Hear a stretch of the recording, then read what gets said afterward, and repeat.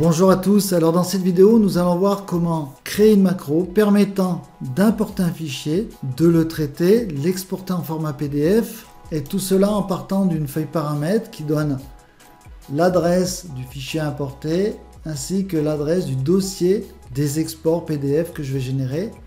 Et en plus de ça, je vais vous apprendre à nommer les fichiers de façon personnalisée, à savoir de mettre l'année en format anglais, ainsi que l'heure, minute et seconde, et le texte que vous souhaitez dans le nom de votre fichier.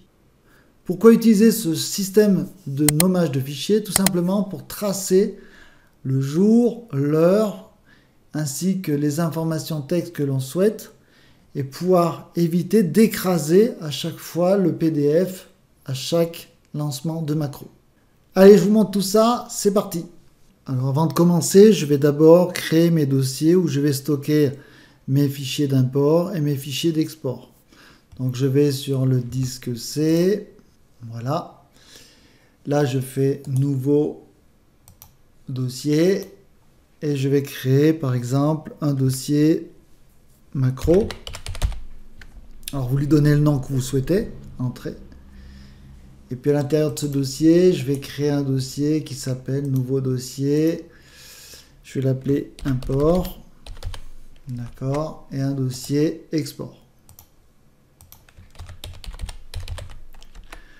Dans le dossier d'import, je vais mettre le fichier à importer. Ça peut être n'importe quel fichier Excel. D'accord. Donc là, je vais faire un copier-coller d'un fichier que j'ai déjà préparé. D'ailleurs, pour info, il est dans les documents téléchargeables avec la vidéo. Donc vous le retrouverez dans la description pour ceux qui sont sur internet. Donc là j'ai donc mon fichier d'import qui est dans un dossier import. Et puis j'ai un autre dossier export ici en parallèle. Tout ça dans un dossier macro. Donc ce qui va se passer, c'est que je vais venir ouvrir le fichier qui est dans import. Je vais le traiter dans Excel. Et après je vais exporter le résultat en PDF dans export. Alors mes dossiers sont créés. Maintenant je vais pouvoir aller sur Excel. Donc là, je vais lancer l'enregistrement d'une macro pour avoir le code de départ.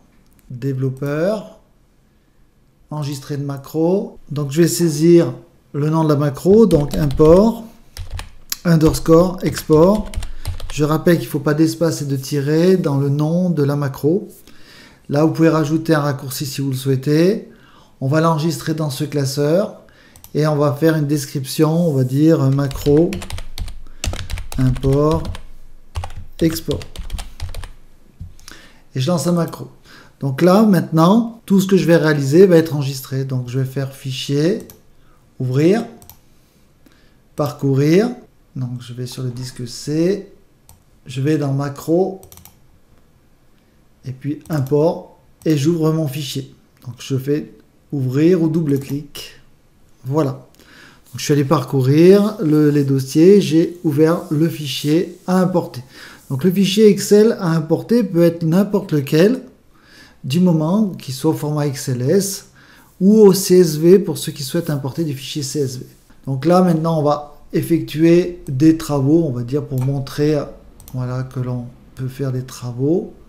Donc là par exemple je vais mettre le jar ici à la fin, CTRL X, donc je coupe et là je vais coller. Donc voilà, j'ai déplacé la colonne jar et puis ce que je vais faire, je vais peindre en gris les cases d'en haut. Donc j'ai mis du gras, j'ai déplacé la colonne jar et j'ai mis la couleur grise dans les en-têtes. Maintenant on va exporter ce fichier au format PDF. Donc fichier, enregistrer sous, parcourir. Là, je vais aller dans mon dossier d'export, donc je reviens dans macro, export, et là, je vais l'appeler export et mettre le format PDF. Voilà. Donc là, le fichier PDF a été généré, il s'ouvre dans mon explorateur, c'est pas un problème, je le ferme, et je viens dans développeur et j'arrête l'enregistrement. Donc là, en fait, je me suis enregistré en train d'ouvrir un fichier Excel, de le modifier et de générer un PDF. Donc là maintenant ce que je vais faire, c'est que je vais aller voir un petit peu le code et commencer à le comprendre. Donc là je vais dans Visual Basic, en module, là, et je retrouve mon module 1 où il y a tout mon code. Alors, première chose, on retrouve le nom que j'ai mis tout à l'heure, import-export. Ici, il est venu mettre du commentaire, donc notamment ici, on retrouve le nom et ici, le petit libellé que j'avais mis en description. Donc là, ce que je vais faire, je vais l'effacer, supr, et je vais commencer à lui dire ici ce que je fais. Donc là, c'est ouverture du fichier à importer. Donc là, il vient m'ouvrir le dossier et après, il vient m'ouvrir le fichier à ouvrir ici, vous voyez. Donc là, il prend le dossier macro, import. C'est en fait quand je suis allé dans l'explorateur chercher le dossier d'import. Et là, Workbook Open, il ouvre le fichier dont le nom est celui-ci. Vous voyez, donc fichier client XLSX, c'est le fichier que j'ai ouvert. Donc là, en fait, ça c'est l'ouverture du fichier importé. Et puis dessous, là, c'est la sélection des en-têtes. Voilà, ici, je les ai donc sélectionnés. Ici, j'ai donc mis après en gras, donc police gras de la sélection. Donc là, j'ai sélectionné la colonne B, sélection colonne B. Ici, j'ai fait un cut, donc c'est le coupé, le CTRL X, donc coupé, la colonne B. Et puis après, j'ai sélectionné donc la colonne K, donc ici, sélection colonne K. Là, c'est insertion de la colonne coupée. Là, il y a eu un coup de roulette, donc je l'enlève. Là, je resélectionne ici les en-têtes. Donc, je vais recopier ici, sélectionner les en-têtes. CTRL-C. Voilà. Et puis derrière, c'est la couleur. Application de la couleur. Dessous, ici, on retrouve l'enregistrement du PDF. Donc, en fait, ici, on a l'ouverture. Donc, ce que je vais faire 3 chapitres. L'ouverture du fichier, le traitement quelconque qui est à l'intérieur du fichier et l'enregistrement. Donc, ce que je vais faire une séparation pour que ça soit clair pour vous. Donc là, je vais encadrer les gros chapitres. Voilà, ici. Donc là, c'est l'ouverture du fichier. Là, c'est les travaux dans le fichier inséré. D'accord. Donc là, je vais revenir dessous. CTRL-V. Voilà. Comme ça, vous y voyez mieux. Donc là, voilà, les travaux, ils sont là. Et puis dessous, ici, on a l'enregistrement. Donc, CTRL-V. Voilà, je vais revenir ici pour que ça soit propre. Donc, je vais séparer un petit peu pour que ça soit plus visible. Ici et ici. Donc, les différents chapitres. Donc, la macro qui était visible dans Visual Basic est toujours accrochée à mon fichier Excel. Et je vais enregistrer mon fichier Excel pour conserver ma macro. Donc, fichier, enregistrer sous, parcourir. Là, je prends le format XLSM, à savoir classeur Excel prenant en charge les macros. Donc, je vais dans mon dossier sur mon disque C et dans le dossier macro. Et je vais lui donner un nom, macro, import, export. Donc, toujours le fichier XLSM. Donc, ici, on a bien le nom macro, import, export. Et si je vais dans le développeur Visual Basic, je retrouve bien ma macro ici qui est enregistrée. Donc maintenant, on va rajouter un bouton et on va le rajouter sur une autre feuille. Donc ici, je vais créer une nouvelle feuille. D'accord? Je vais l'appeler menu. Je vais la déplacer ici. Et je vais rajouter un bouton. Donc insertion, forme. Et je vais rajouter ici une forme quelconque. Voilà, celle-ci par exemple.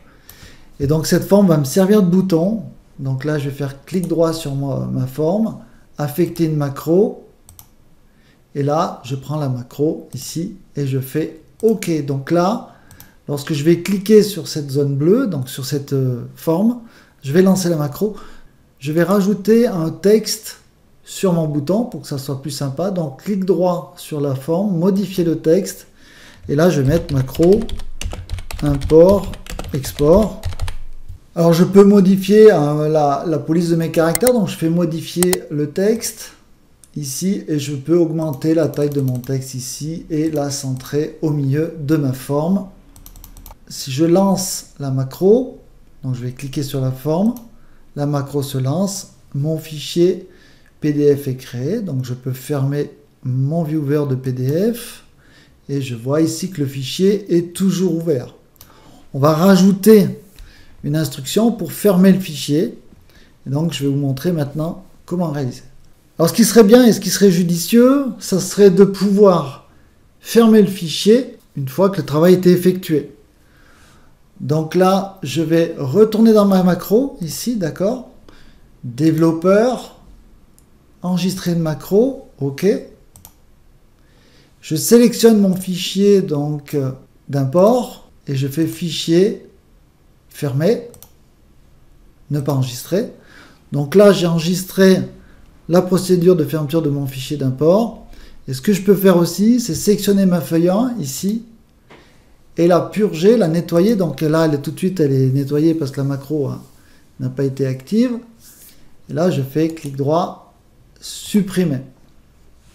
Donc là, je reviens sur menu, développeur, arrêter l'enregistrement. Je vais dans Visual Basic et je retrouve mon petit bout de macro ici. Si je regarde, c'est un activation du fichier d'import.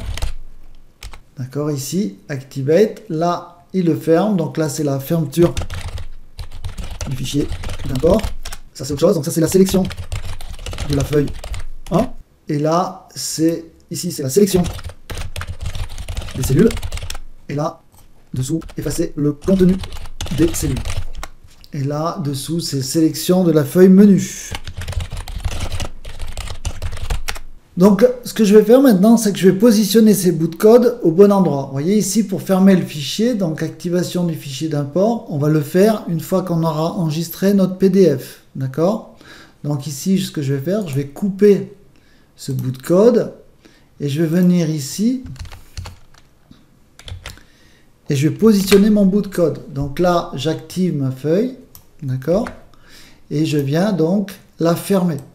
Ici, ce que je vais faire aussi, c'est rajouter le nettoyage. Donc je viens ici, je sélectionne mon bout de code ici, CTRL X, et je viens ici. Donc je rappelle, le CTRL X, c'est pour couper, et je viens copier mon bout de code pour nettoyage de la feuille. Ici, je peux nettoyer cette partie-là, supr, et donc là, maintenant, j'ai un bout de code qui est vraiment autonome. C'est-à-dire que je vais le lancer. J'espère qu'il n'y aura pas de bug. Je le lance. Voilà. Donc là, il a généré le fichier PDF, il me l'a enregistré sous le nom d'export PDF dans macro export. Parfait. Et ici, il me demande si je veux enregistrer le fichier. Donc ça, c'est le fichier d'import. Je fais ne pas enregistrer. C'est le fichier que je ferme en fait. Voilà. Donc là, je reviens sur bout de code. Et voilà, la macro est terminée. Alors maintenant, je vais rajouter des petites choses, à savoir la fermeture du fichier. On s'est aperçu que lorsque l'on a importé le fichier, on a traité le fichier d'import qui a été ouvert, il faut le fermer et il génère un panneau disant est-ce que vous voulez faire un enregistrement. Donc ce panneau casse le flux, peut générer des erreurs, donc ce qu'on va faire, on va le supprimer. Pour ça, avant Active Workbook Close, donc ça c'est la fermeture du fichier, je vais rajouter ce petit texte, à savoir de application.displayAlerts égale false, c'est-à-dire que toutes les alertes qui vont arriver vont être désactivées. Il ne va pas mettre le panneau, il va continuer la macro. Et une fois que j'aurai fermé mon fichier, je rajoute la petite phrase, voilà, donc application.displayAlert égale true. Donc là, je réactive toutes les alertes. Pourquoi? Parce qu'il est important que je sache ce qui se passe au niveau de mon Windows si j'ai fait des anomalies de programmation. Donc là, je sécurise, donc je ferme les alertes, je ferme mon fichier, je réactive les alertes. Allons-y, donc là, je lance macro import export, et là, j'ai donc mon fichier qui a été généré, et je n'ai eu aucune alerte de fermeture du fichier. Alors maintenant, une autre petite option que l'on pourrait rajouter, c'est de laisser l'utilisateur modifier le chemin d'import et d'export des fichiers. Donc ce que je vous propose, c'est de créer une petite feuille, d'accord, que je vais appeler par exemple param. Et je vais mettre ici le chemin du fichier d'import. Et ici, le chemin du dossier d'export. Donc ce que je vais faire, je vais chercher mon adresse de fichier d'import. Donc macro ici, import. Et si j'ai mon fichier, vous voyez ici. Donc ce que je peux faire, petite astuce, clic droit avec la touche majuscule maintenue. Et vous faites copier en tant que chemin d'accès. Comme ça, vous allez copier le chemin du dossier et du fichier. Donc là, je l'ai fait. Et là, je fais CTRL V. Donc là, je viens de coller l'adresse du fichier d'import. Maintenant, je vais copier l'adresse du dossier d'export. Donc, je retourne dans mon dossier. Et ici, je vais dans macro, export. Et là, pareil, vous pouvez copier le chemin uniquement en faisant un clic dans la barre ici. Et vous sélectionnez votre adresse de dossier. Vous faites copier. Et vous venez ici, coller. C'est-à-dire que là, la macro va venir lire les infos ici et ici pour les exports. Alors, je vais vous montrer maintenant dans le code comment intégrer tout ça. Donc, je viens ici, dans mon Visual Basic, et ici, je vois que je prends le fichier C macro import fichier client.xls. Alors, ce que je vais faire, c'est que je vais aller ramasser les infos dans les cellules et les injecter dans ma macro. Donc, première chose ici, je vais faire un récup du chemin du fichier à importer. Donc là, je vais mettre une variable, donc on va l'appeler chemin fichier import. D'accord, c'est le nom de ma variable. Vous pouvez mettre le nom que vous souhaitez et éviter de mettre des espaces dans les noms de vos variables. Et je vais faire égal à sheet param. Donc là, je vais chercher ma feuille param ici. Et je vais prendre la cellule 1, donc ligne 1,2. Donc ligne 1,2, je ramasse bien ici mon chemin d'import. Maintenant, je vais faire un peu la même chose. Donc je vais copier, je vais récupérer mon chemin du dossier d'export. Donc on récup du chemin du dossier des exports. Donc là, je vais mettre chemin dossier export. Et là, c'est en ligne 2, cellule, colonne 2. Donc là, 2,2. Donc à l'intérieur de chemin fichier import, j'ai l'information du chemin du fichier d'import. Et là, pour le dossier d'export. Pour info, cette ligne-là est inutile. Parce qu'en fait, il va retrouver l'adresse ici. Workbooks.open.filename égale, et je vais lui mettre, est égal à ça, CTRL-C. Je remplace ici l'adresse, CTRL-V. D'accord? Donc là, il va ouvrir le fichier d'import sans aucun problème parce qu'il vient chercher cette variable qu'il est venu chercher ici au niveau du chemin. Donc là, l'import est traité.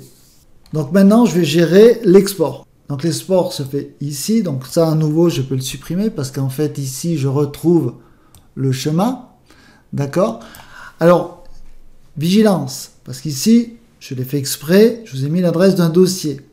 Donc ce qu'on va faire, on va prendre cette adresse de dossier et on va rajouter le nom ici du fichier qui s'appelle export.pdf. Je vais donc lui rajouter le nom du fichier. Donc chemin dossier export, c'est bien ce qu'il y a dans la cellule 2,2. Et je vais rajouter plus. Et là, je vais rajouter l'anti-slash export.pdf. Voilà. Et je vais pouvoir exporter le fichier. Donc là, en fait, chemin dossier export, je le copie, donc CTRL-C, et je viens le modifier ici. Donc là, je pars des guillemets et je finis au guillemets. D'accord, je fais une sélection et je fais CTRL-V. Dernière chose avant de lancer la macro, bien lancer la macro dans la feuille 1. D'accord, parce que là, j'ai rajouté la feuille param et j'aurais pu avoir des problèmes. C'est-à-dire qu'il aurait pu venir copier-coller toutes mes données à importer dans la feuille param. Donc ici, je vais venir lui dire que je veux, à l'ouverture, ouvrir en feuille 1. Donc là, sheet, feuille 1 select, je le reprends et je le mets tout au début de ma macro. Et comme ça, je démarre ici par l'ouverture de la feuille 1. Je viens maintenant dans menu et je lance la macro. Tout est traité. Et ici, il est bienvenu lire toutes les informations ici. Alors, je vous propose une dernière suggestion, à savoir d'enregistrer le fichier PDF avec la date en format anglo-saxon et l'heure, minute et seconde. Pourquoi? Parce que je pourrais générer autant de fichiers PDF que je souhaiterais. Au lieu d'écraser l'actuel fichier export.pdf à chaque fois, je vais générer un PDF à chaque fois que je lance mon macro. Alors pour cela, je vais utiliser des nouvelles variables. Donc là, je vais faire un peu de place ici et je vais vous expliquer le principe. Ici, je dimensionne des variables. Alors, il faut savoir que dans VBA, Excel, on n'est pas obligé de dimensionner les variables. Par exemple, en C++ et d'autres langages de programmation, on est obligé de déclarer les variables et dire, voilà, ce seront des textes, ce seront du numérique, ce seront du booléen, enfin, voilà, des chiffres avec des décimales et autres. Donc là, je vous le mets pour information. Donc là, en fait, je dimensionne une variable que j'appelle LHEUR, d'accord, comme une chaîne de texte, et la date comme une chaîne de texte. Et comment va fonctionner cette variable? Elle va aller chercher l'info dans la pendule ici, la date et l'heure. Donc LHEUR, donc c'est format time en heures, minutes et secondes. Donc il va chercher la pendule et l'heure et le mettre en heures, minutes, secondes. Et la date, donc il va chercher la date ici et il la met avec 4 lettres pour l'année, 2 lettres pour le mois et 2 lettres pour le jour. Et ce que je vais faire maintenant, c'est que je vais cumuler ça pour créer le nom de mon fichier et générer des fichiers chronologiques pour votre traçabilité. Donc ici, dans mon chemin de dossier d'export, vous voyez, je mettais donc cette information qui est en cellule 2.2 de param, d'accord? Et là, j'avais mis plus export.df.